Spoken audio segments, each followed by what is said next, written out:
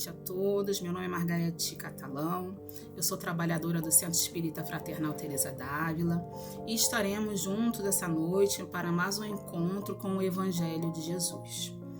Esta noite nós estudaremos, vamos refletir um pouco a respeito do item 11 do capítulo 23 do Evangelho segundo o Espiritismo e também sobre o item 17 do capítulo 28 do Livro da Vida, da nossa patronesse Teresa d'Ávila.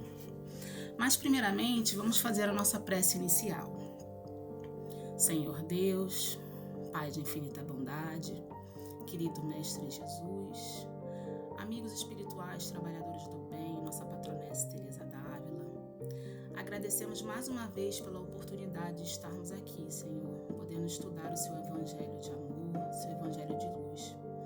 Pedimos a Ti, Senhor, a intuição, pedimos a Ti o amparo, para que possamos fazer as nossas reflexões a respeito do tema, Senhor. Pedimos também a permissão para iniciarmos mais um estudo do Evangelho, do Seu Evangelho de amor e de luz. Que assim seja, graças a Deus. Em primeiro lugar, eu gostaria de fazer algumas reflexões a respeito de Jesus, Porque tudo que Jesus dizia e fazia era com a finalidade de nos ensinar, de provocar na gente o desejo de mudar, o desejo de sermos melhores, de evoluir.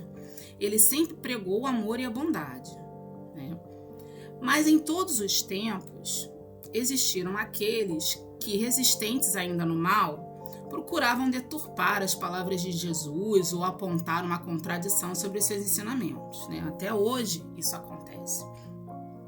Então, o item 11 do capítulo 23, Allan Kardec fala o seguinte para nós. Será que foi mesmo Jesus a personificação da doçura e da bondade? Ele que não cessava de pregar o amor ao próximo, quem disse: não vim trazer a paz, mas a espada. Vim separar o filho do pai, a esposa do esposo. Vim lançar o fogo na terra e quero que ele se acenda.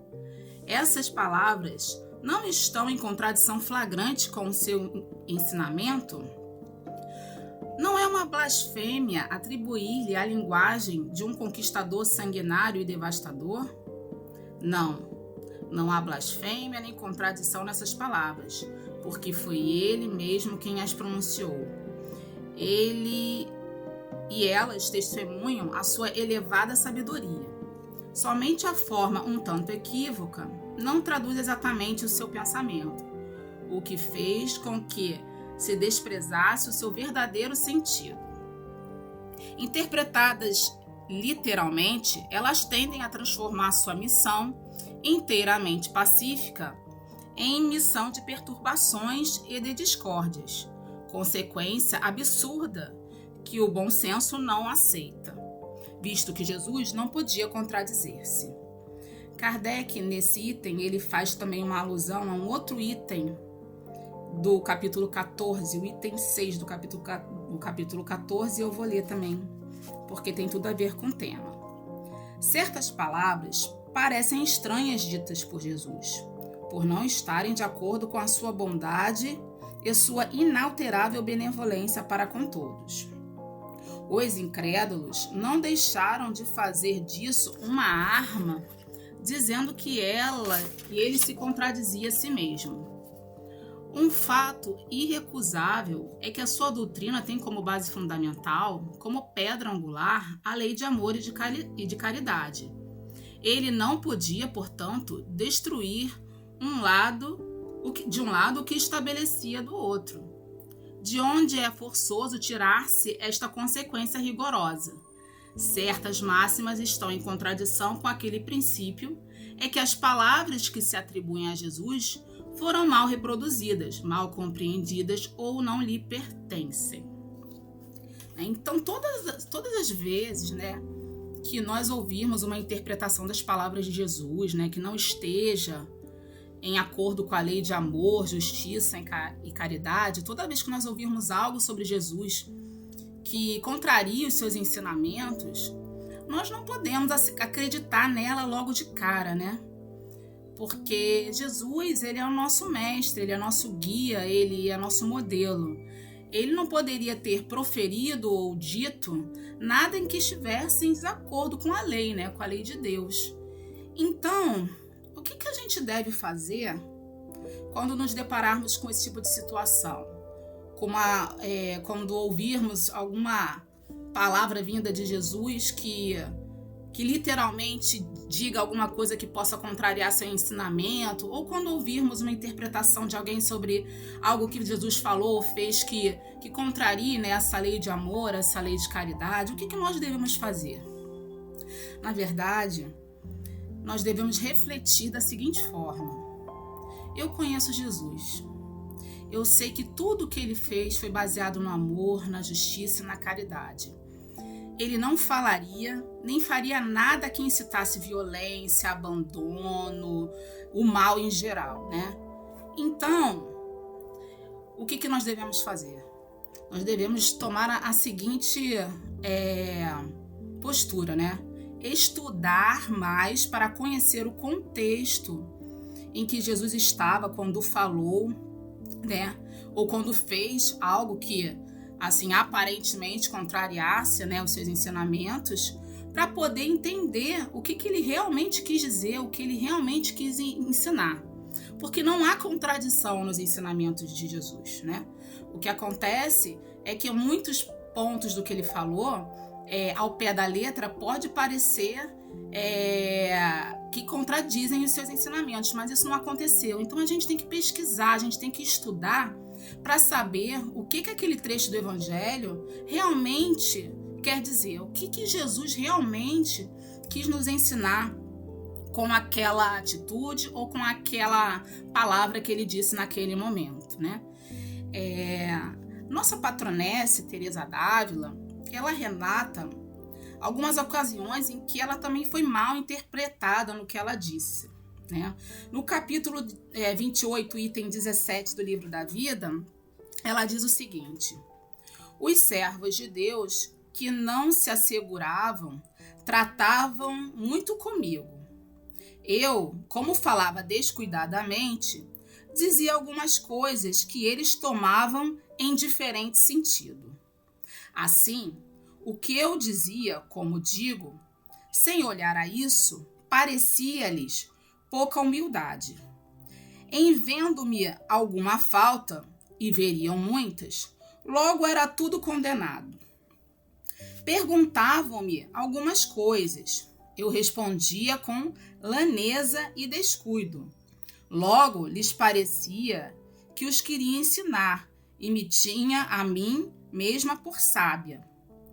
Tudo ia ter ao meu confessor, porque certamente desejavam o meu proveito, e ele a ralhar-me.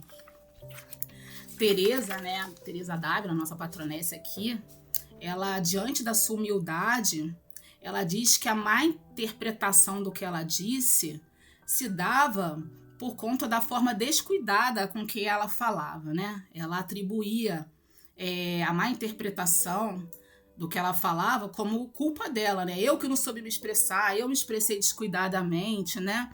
Mas, na verdade, nós sabemos que isso não era verdade. Certamente, assim como acontecia com Jesus, Teresa d'Ávila dizia coisas que contrariavam o interesse daqueles que ouviam. E por isso, era muitas vezes perseguida e faziam queixas sobre ela ao seu confessor, né, com o intuito de que ela fosse advertida ou de que ela fosse punida, né? Então, devemos observar também de onde e de quem vêm as falsas interpretações. Até hoje, existem pessoas cujos ensinamentos de Jesus contrariam seus interesses inferiores. Então, por isso, eles tentam descredibilizar Jesus, né? Mas, assim, nós temos que ter em mente que o bem, ele é irresistível. E a lei, ela é de progresso e é inevitável. Então, um dia, todos aqueles que tentam descredibilizar Jesus, aqueles que também tentaram descredibilizar Teresa na época dela, e todos nós, né? Vamos fazer, vamos agir, vamos falar conforme Jesus Cristo nos ensinou, né?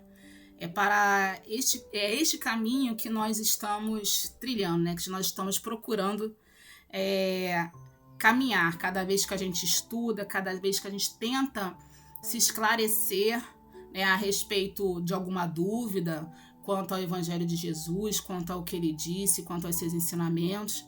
Então, o caminho é esse, o caminho é de progresso. Então, no futuro, todos nós vamos agir e vamos falar, né, conforme Jesus nos ensinou, né?